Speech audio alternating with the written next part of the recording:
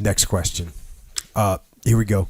Jocko and Leif. Once the crisis started in Benghazi, was a QRF practical? This is something that there's been so much discussion, obviously, with the heated political debate, of election season, and a lot's been said about Benghazi. And I think what bothers me so much about that is the answer is yes. Of course, a QRF is practical, and a QRF should have been set up and ready to go in the event that this happened. And so the issue with this is, with Benghazi and why it's a big deal and why it's important is, particularly for those of us in the military, is because when U.S. military personnel are employees of the U.S. government anyway, are out in harm's way and they're calling for help, real leaders are going to step up and get that help to them and make it happen. And I think,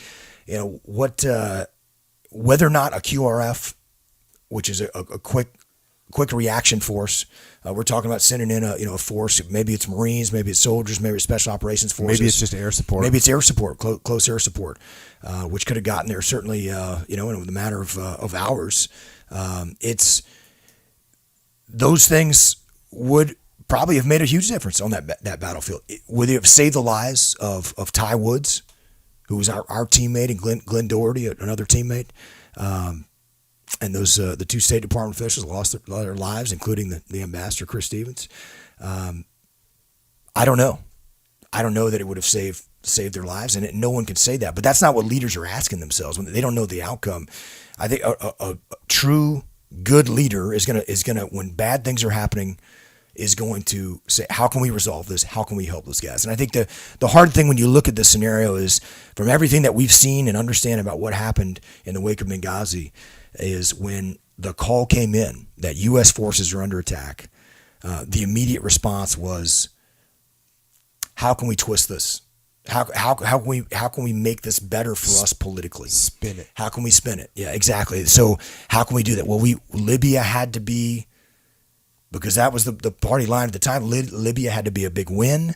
We liberated Libya. U.S. forces went in, air power, liberated Libya from the evil dictator Muammar Gaddafi. That has to be a victory for us. We can't say that Al Qaeda or terrorist groups have taken over, that the threat level's there. So we have to put a spin on this. So let's. We can't say that there's a threat. Let's come up with a story about the video and how the video inflamed, hatred against Americans and blame that. And so that was the crisis response. And no one ever said, send every asset we have to help those guys. And there's all this, the paperwork and the permissions that are required to enter another country's airspace. Let me tell you something. If the president at the very top says, get U.S. aircraft there now, they're going to get there now. And what is Libya going to do for us? I mean, particularly when they're a nation that's not. They've got kind of a pseudo government at that point, post revolution. So it's a travesty, and I think it's a real stain on American honor that when U.S. troops were in harm's way, calling for help, America did not send help. So a couple things from my perspective. Number one, and you kind of touched on this, the preparation was awful. There's all kinds of documents showing that these guys had felt the threat, analyzed the threat, knew the threat was real, and did not get the support that they wanted down there.